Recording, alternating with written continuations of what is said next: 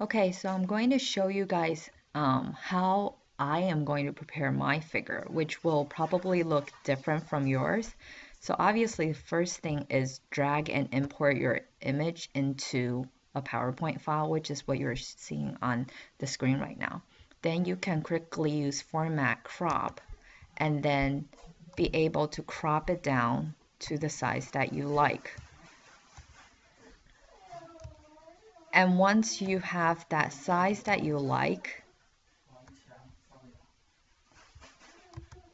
then you can work with enhancing the image and making it look. So I know a lot of you don't have as sharp of a band, but if you use format picture, okay, so it's again under format, if you go to corrections and picture correct options, you'll be able to bring up this and then work with it. You can make it sharper by increasing, and you can see how the bands look much better. And then you can also make the contrast better just to really see the bands. Okay, now next, you might want to label what we call markers because we ran your DNA, your plasmid DNA, along with a known marker, which means all these bands are DNA. Remember we talked about agarose gel being a matrix and how different size DNA run differently. So does the smaller one run faster or the bigger one, right? But then they all lay out, which means they are of different size. And your sample represent your pGlo plasmid of a particular size. And that's what you're going to figure out right now. Okay, and then so continue with making this figure. Then the next thing is you want to label your marker, which I'm going back to home and then use a line. And then I'm going to draw a line right here and I'm going to make it red. Okay, so now it's apparent. And and then you can just repeat that. So then you can copy and paste that. Copy and paste. Oops. Sorry. You can copy and paste that line. And then you got another one. And then you got another one that you can now line up. And then you got another one that you can now line up, right?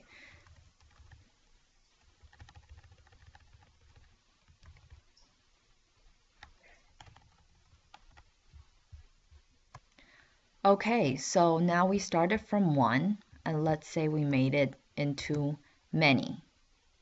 Okay, and one trick is if you have them not aligning correctly, like for example, this 2 is out of alignment with the rest. One thing you can do is select all, and then format, align, and then center. Now all of them are aligned, okay? Then you're going to move all of them out to the side. So I know you guys did not load your marker like I did on the very left lane. You'll probably load it here. So the same thing, you'll just move it to the side where we can now see. Then the next thing is to insert a text box, which tells us what is that band? What about this band? How big is it? Well, if you recall, this ladder was on your worksheet, right? This is your worksheet, your week 5 worksheet, and it tells you that we loaded the DNA ladder, the marker. The top one is 10,000 base pair. Base pair means the base pairing. So if you have 10,000 base pair, that means you have AT, CG, GC, AT, right? Those pairing up to 10,000. They're longer than an 8,000 base pair DNA fragment or a 6,000 base pair DNA fragment, right? So with this, you almost know, right? We loaded the sample from the top.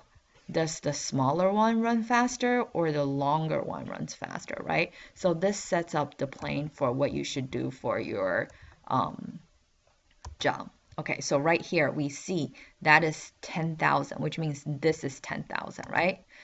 So what you can do is move it out and then use a text box, right? Like I said, and then you can write it, right? So I'm going to say, what about, I'll put a 2000, right? So too big, sure, easy, right? Just make it smaller. Okay, there we go. And then you move it to the 2000 band. Which one is that? I believe that is the one that's actually not, so it's 3000, then 2500, and then 2000, right? According to this chart. So then that's what I'm going with. And then this one, the thickest band is 3000. And a lot of you, that's probably what you're seeing. That's the thickest one.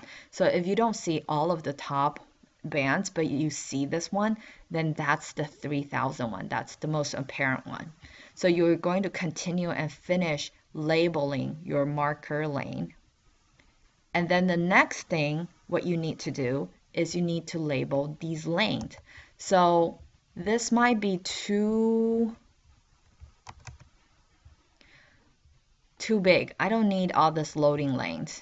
They're confusing. They look like they're bands, but they're not. They're the wells that we loaded DNA. So I'm going to crop it down, right? I'm going to say up to here, because really all those does not have any signals. All the signals started here. Agree? And so now I am going to then insert a text box. And guess what? I actually want a vertical one and say this is the marker, right? So then I'll say marker or ladder or whatever makes sense to you, and then move it right there. And then you're going to then say, well, this lane, right, is actually, is actually lane 1. And it is a sample 1 or whatever you actually load into that lane, right?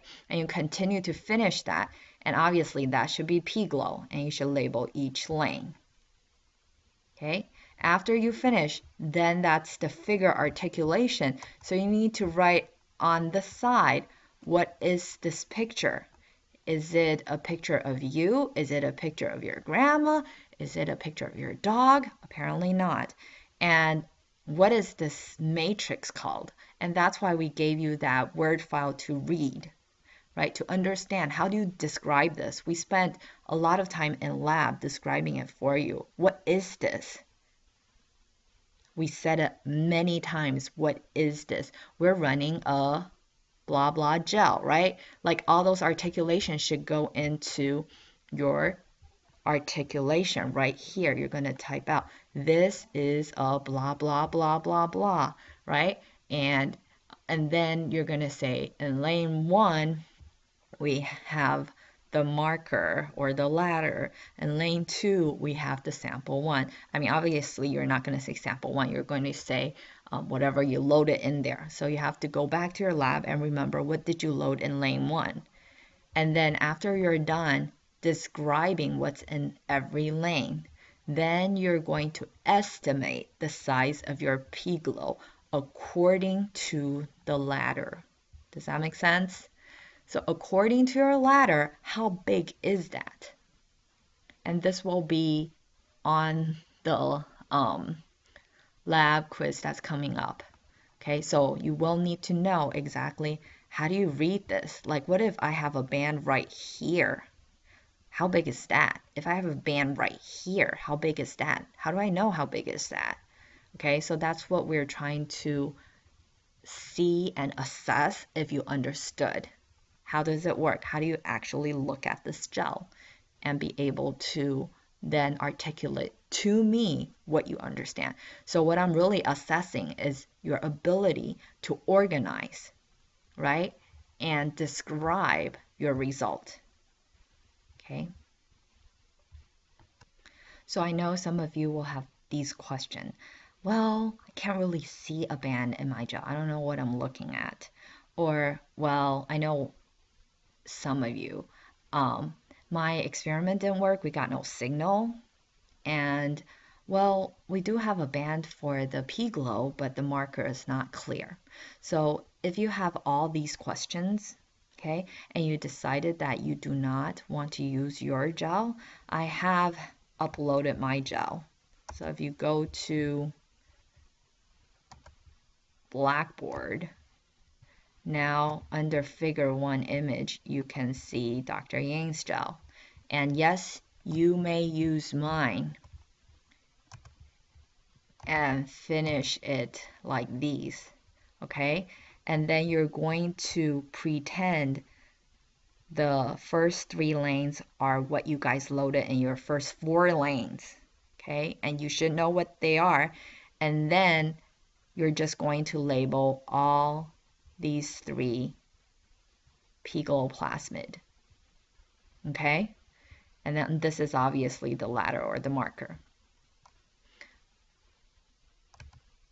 If you can do your own, okay, you will get extra credit. So feel free to use mine.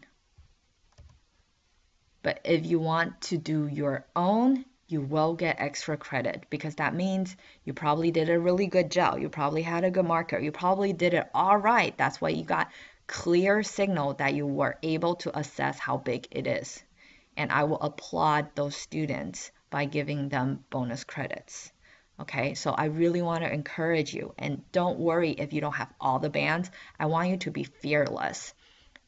Okay, I like people who want to take the chance and actually say, well, I am just going to figure it out on my own. I don't care if it's not perfect.